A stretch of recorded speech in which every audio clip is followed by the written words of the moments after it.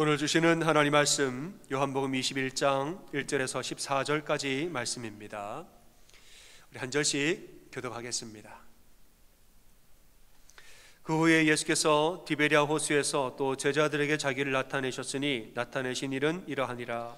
시몬 베드로와 디두모라 하는 토마의 갈릴리 사람 나다니엘과 세베대의 아들들과 또 다른 제자들이 함께 있더니 시몬 베드로가 나는 물고기 잡으러 가노라 하니 그들이 우리도 함께 가겠다 하고 나가서 배에 올랐으나 그날 밤에 아무것도 잡지 못하였더니 날이 새어갈 때에 예수께서 바닷가에서 섰으나 제자들이 거기 계신 줄 알지 못하는지라.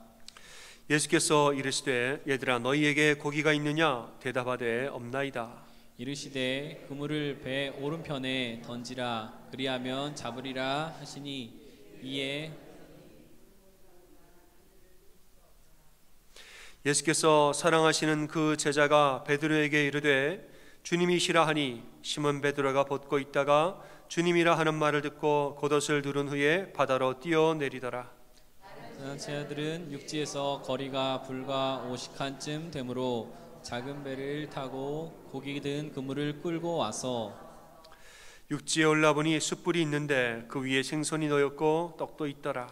예수께서 이르시되 지금 잡는 생선을 좀 가져오라 하시니 시몬 베드로가 올라가서 그물을 육지에 끌어올리니 가득히 찬 큰 물고기가 153마리라 이같이 많으나 그물이 찢어지지 아니하였더라. 예수께서 이르시되 와서 조반을 먹으라 하시니 제자들이 주님이신 줄 아는 고로 당신이 누구냐 감히 묻는 자가 없더라. 예수께서 가셔서 떡을 가져다가 그들에게 주시고 생선도 그와 같이 하시니라.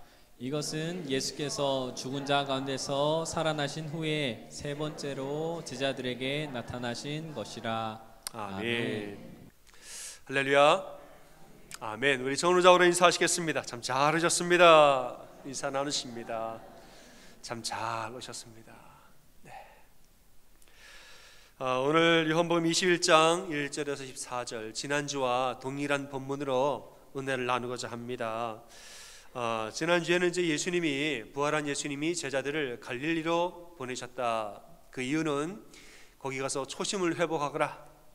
너희의 원점으로 돌아가서 초심을 회복하거라.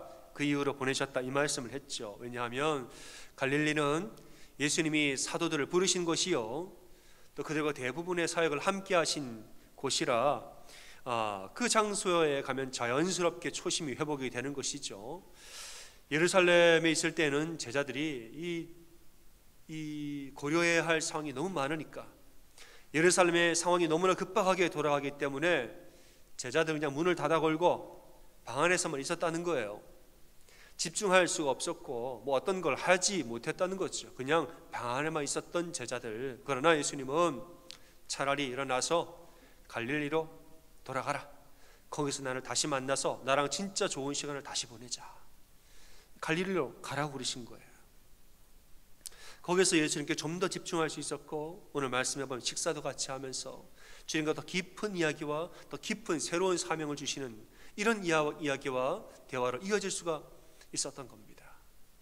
이 얘기를 하면서 우리도 바쁘게 살다 보면 길을 잃어버릴 때가 있죠. 여러분 마치 내 영혼이 붕 떠 있는 것 같은 느낌.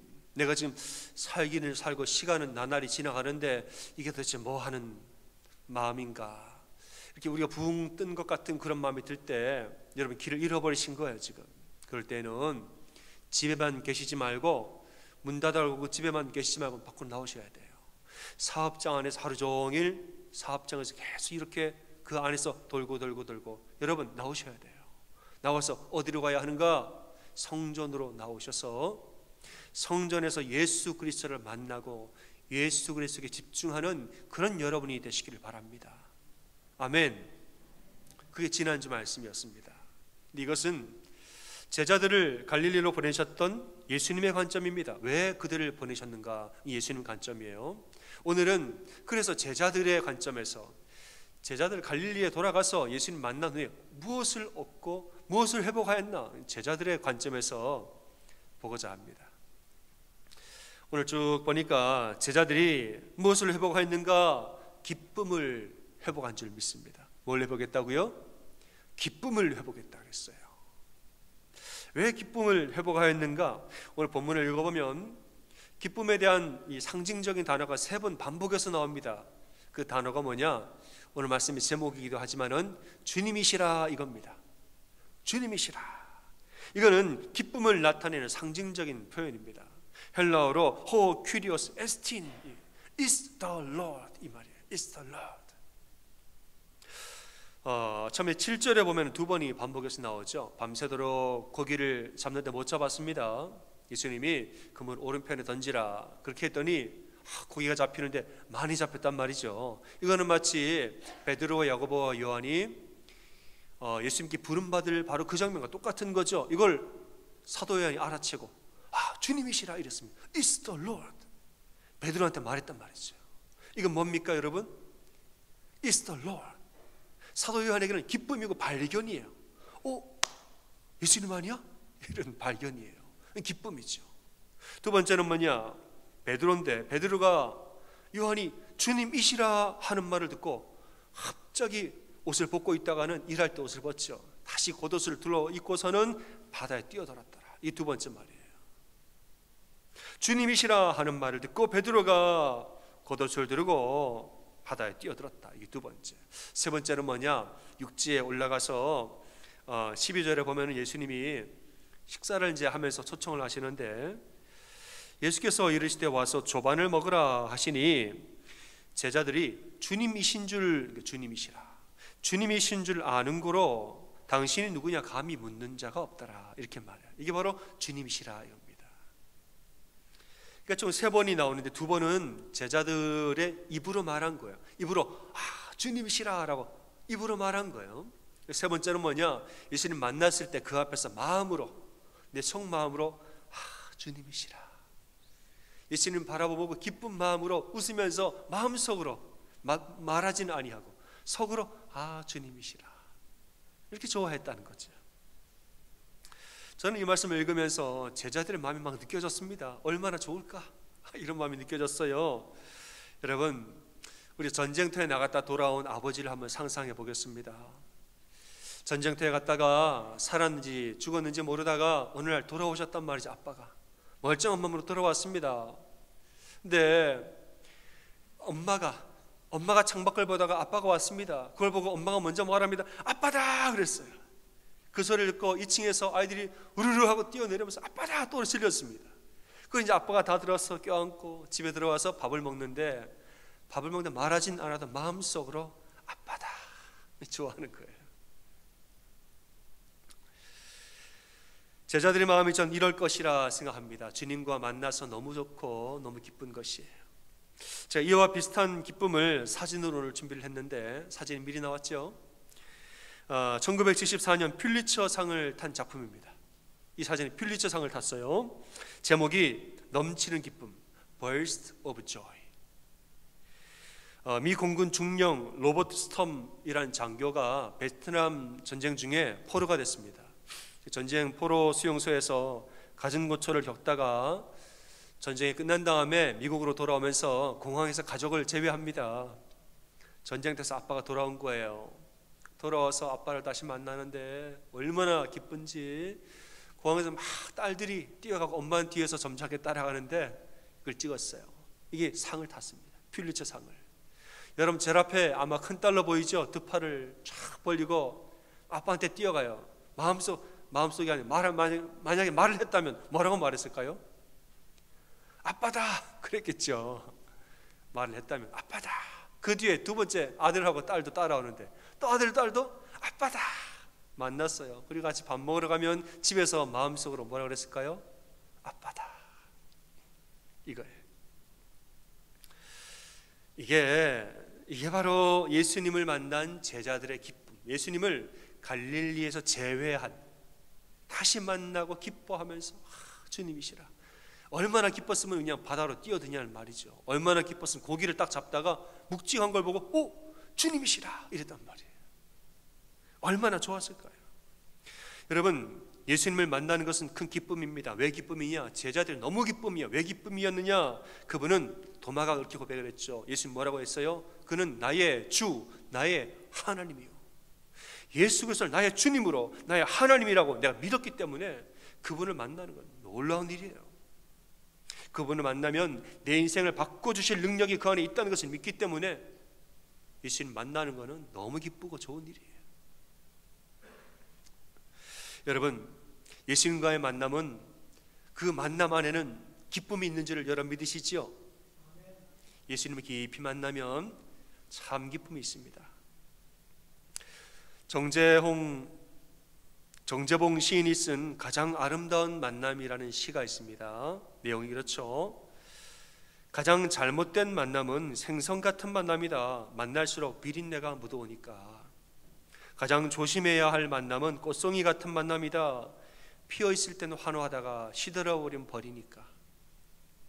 가장 비천한 만남은 건전지와 같은 만남이다.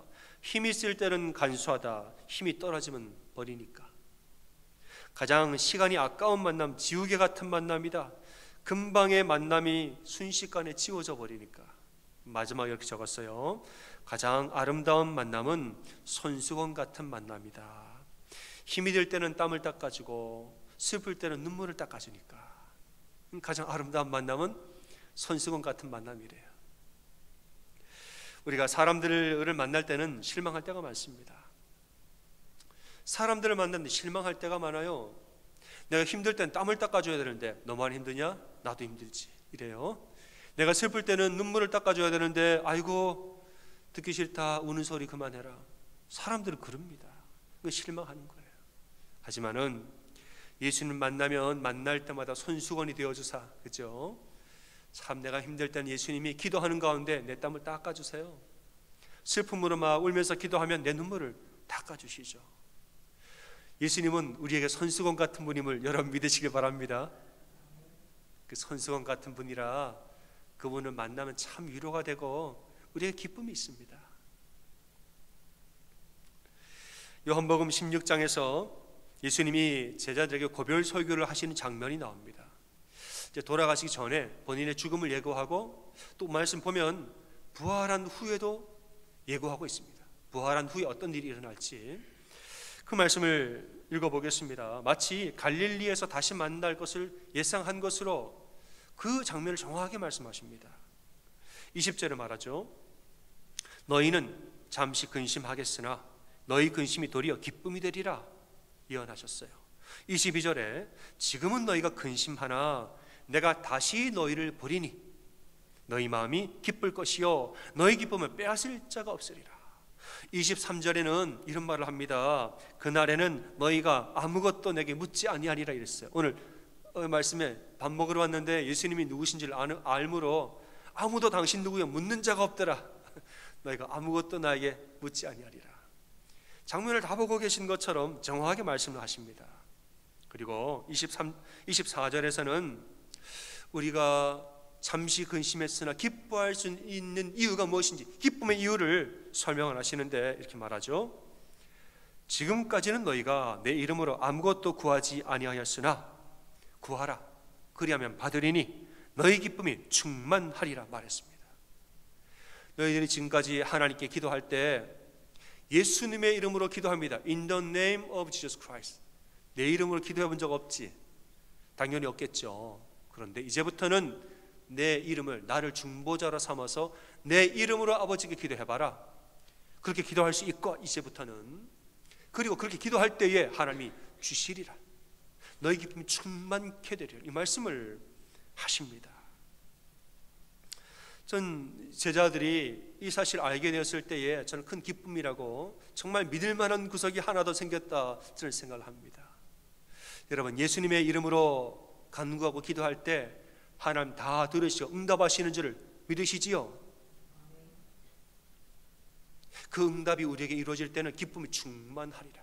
충만하리라고 했어요. 제가 예전에 재정의 문제 때문에 돈에 대한 문제 때문에 어떤 일이 좀 생겨가지고 잠시 근심한 적이 있었습니다.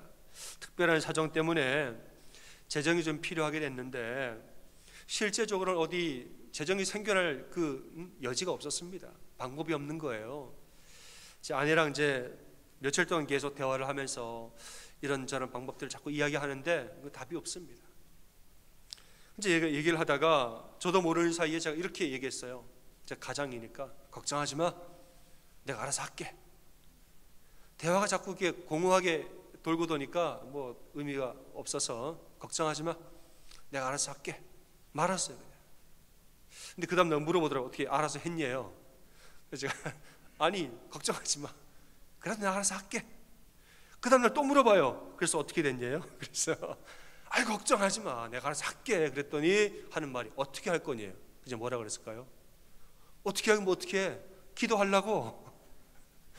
기도할 건데 나는. 근데 제가 허투루 한 말이 아니에요.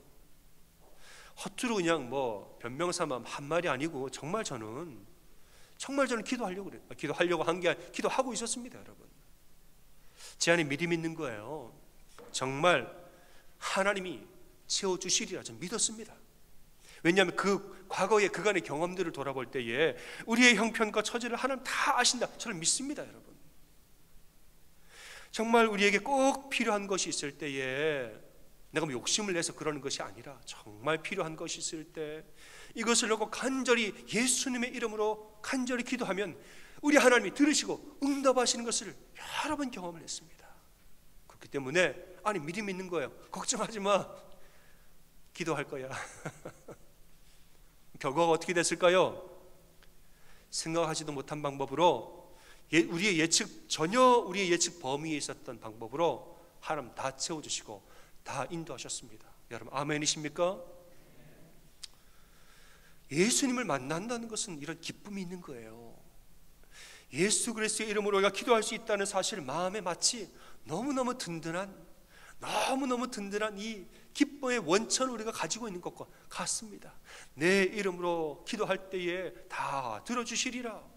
너희의 기쁨에 충만하리라. 예수님 마음에 둘 때에 우리 안에 이런 기쁨이 있는 것입니다. 그러니까 여러분들 무슨 문제가 생겨도 너무 근심하지 말고 기도하는 여러분 되시길 바랍니다. 기쁨에는 세 가지의 종류가 있습니다. 첫째 기쁨은 겉으로만 웃는 기쁨이에요. 속은 전혀 안 그런데 겉으로만 웃는 기쁨이 있습니다. 여러분 가게에서 일하시는 분들은 무슨 말인지 다 아실 겁니다. 이 손님들을 맞이하는 분들은 무슨 말인지 다 아실 거예요. 마음에 근심이 있으면은 표정이 굳어지죠. 웃음이 안 나와요. 그런데 갑자기 문이 딱 열리고 손님이 들어왔습니다. 어떻게 됩니까? 헬로? 무조건 웃어야 돼요, 여러분. 손님이 들어왔는데 얼굴을 찌푸리고 있을 수는 없죠. 무조건 웃으면서 헬로 하고 인사하고 도와드리고 손님이 나갈 때 빠이 하고 웃으면서 인사해요. 그리고 돌아서면은 다시 얼굴이 탁 굳어지는 것이죠. 겉으로만 웃으려고 해도 이게 참된 기쁨이 아닌 거죠. 옛날에 영국에 카리니라고 하는 유명한 코미디언이 있었습니다. 사람을 웃기는데 탁월한 재능이 있는 코미디언이다 이런 평가를 받죠. 하지만 정작 본인은 우울증에 시달리고 있었다는 거예요. 사람들은 너무너무 잘 웃기는데 무대가 끝나고 집에 오면 공허함이 있어서 우울증에 빠졌더라. 이 카리니가 어느 날은 익명으로 자기는 얘기 안 하고 정신과 의사를 만나 상담받습니다. 그랬더니 하는 말이 당신은 뭐 특별한 문제가 있는 게 아닙니다. 그냥 우울한 감정이 쌓여서 그런 거니까 해결책은 많이 웃으시면 됩니다. 평소에 많이 웃고 공연도 좀 보러 가세요. 그랬더니 웃음이 안 나오는데 어떻게 웃습니까? 그랬더니 하는 말이 그거 있잖아요. 공연도 보시고 왜 카리니 공연도 가서 보시고 그 사람 공연도 많이 보고 웃으세요. 그랬더니 말했다는 거죠. 죄송합니다. 제가 그 카린인데요. 어떻게 저는 웃을 수 있을까요? 겉으로는 웃는데 속으로 울고 있죠. 이건 진정한 기쁨이 아닙니다. 두 번째는 문제를 잠시 잊어버리는 기쁨입니다. 문제를 잊어버리면 잠시 기쁩니다. 예전에 제가 웃음치료사의 강의를 들은 적이 있습니다. 웃음치료사라는 것은 웃음으로 스트레스를 쫙 이제 해소하는 일종의 심리치료인 것이죠. 좋아요. 이렇게 강의를 할 때 이제 진행하시는 분이 강사님을 소개했습니다. 이번에 뭐 오신 강사님은 뭐 이렇게 웃음하고 여러분 박수로 맞으십시오. 박수를 쳤어요. 그랬더니 강사님 나올 때부터 요란하게 나오시는데 앞문을 쾅 하고 열더니 박장대소를 와 하면서 박장대소를 하면서 나오시는 거예요. 그리고 1시간 동안 하는데 1시간 내내 웃었어요. 얼마나 잘하시는지. 너무너무 재밌어. 그때 제가 전도사였는데 저보고 나오래요. 그분이 아주머니셨어요. 나오는데 저를 안아주시는 거예요. 아유 우리 김대기 전사님 솔로라서 고생 많으시죠? 막 안아주고 격려하고 막 저 얼굴을 딱 잡고 뽀뽀하려는 거 제가 피했어요. 좋더라고요. 막 격려하고 안아주고 서로 사랑한다 말하고 박수치고 웃고 찬송하고 좋았어요. 너무 좋았는데 1시간 지나고 다 끝나고 행사를 마친 다음에 집으로 돌아가서 혼자 밥을 먹는데 또 우울해지더라고요. 집에 가서 혼자 밥상을 차려서 혼자 거기서 먹는데 또 우울함이 밀려와요. 그러니까 제가 이 근심을 이긴 것이 아니라 근심을 잠시 잊어버리고 있었던 거죠. 그 시간이 지나면 다시 기억이 나면 또 우울해지는 겁니다. 세 번째 기쁨은 뭐냐? 마음에서 우러나오는 기쁨입니다. 내 마음에서 이렇게 우러나오는 기쁨이에요. 이것이 바로 참된 기쁨입니다.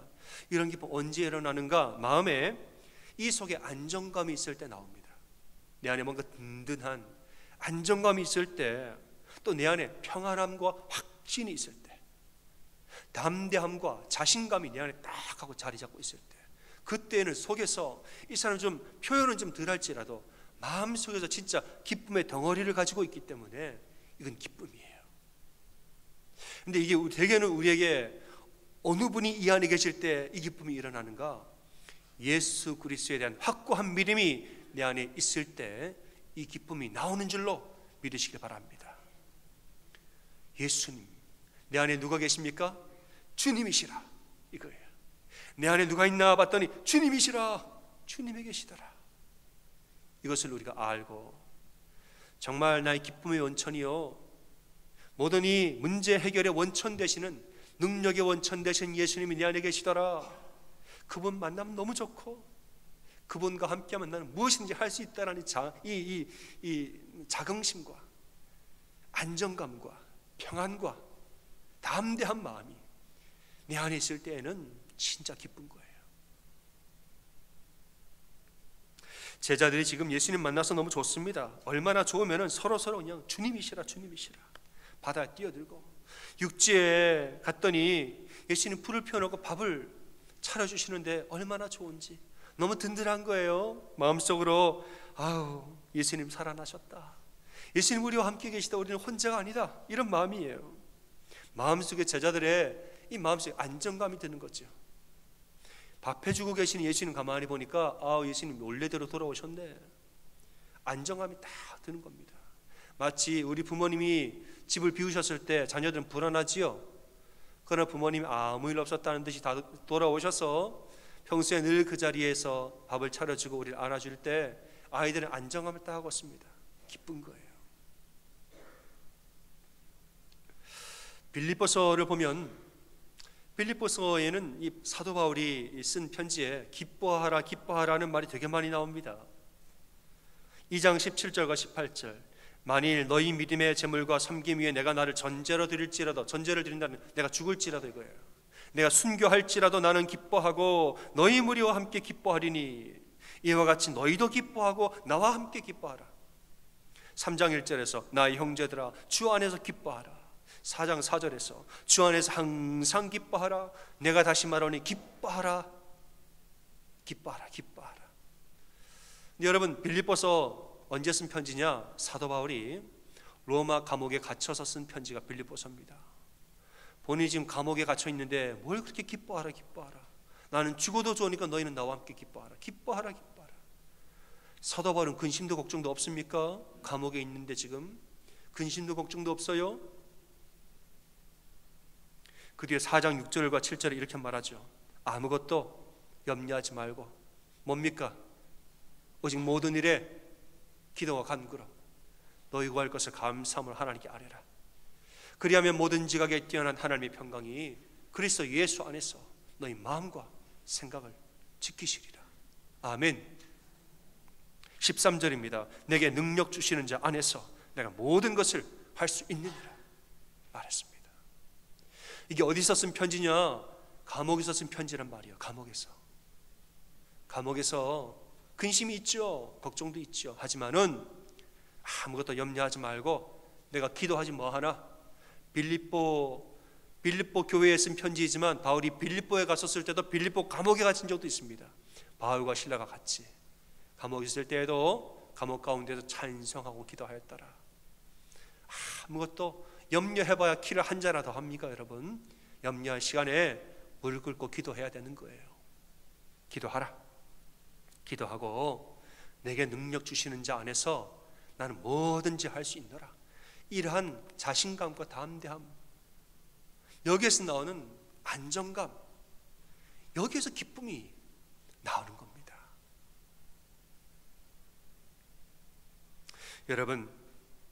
여러분 안에 예수 그리스도 살아계심을 믿으십니까? 내 안에 누가 있나 가만히 봤더니 내 안에 누가 계십니까? 주님이시라. 주님이 계시더란 말이에요. 그분의 이름으로 무엇인지 구할 때는 들어서 응답하여 주시리라. 내게 능력 주시는 자 안에서 나는 무엇이든지 할 수 있노라. 우리 안에 이러한 확고한 믿음이 있을 때 안정감이 나오고, 안정감이 있을 때 평안함이 나오고, 그럴 때 우리 마음에 기쁨이 나오게 되는 줄로 믿으시기 바랍니다.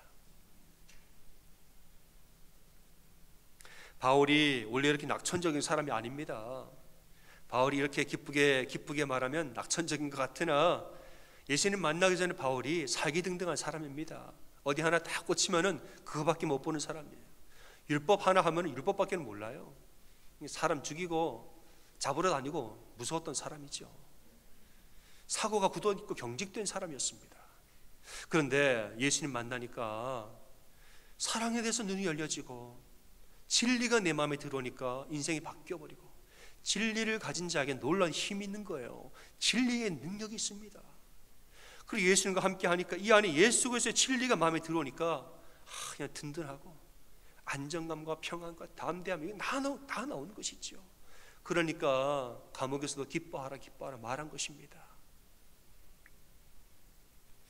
사랑하는 여러분, 우리 안에 누가 계십니까? 오늘 말씀의 제목으로 말하겠습니다. 우리 안에 누가 계십니까? 주님이시라. 몰랐는데 발견하면은 사도 요한처럼 주님이시라 소리치는 거예요. 그걸 알면은 베드로처럼 우리가 우통을 맨몸으로 있다가도 그냥 우리가 옷을 걸쳐 입고 주님께로 뛰어드는 것이에요. 내 안에 주님이시라, 주님이 계신 것을 확신한다면은 우리 달라지는 것입니다.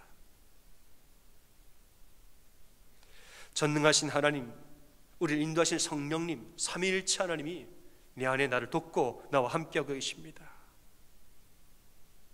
여러분, 이 말씀 믿는다면은 여러분 너무 염려하지 마시고, 너무 걱정과 근심도 여러분 하지 마시고 주님을 의지하고 간구하고 기도하십시오.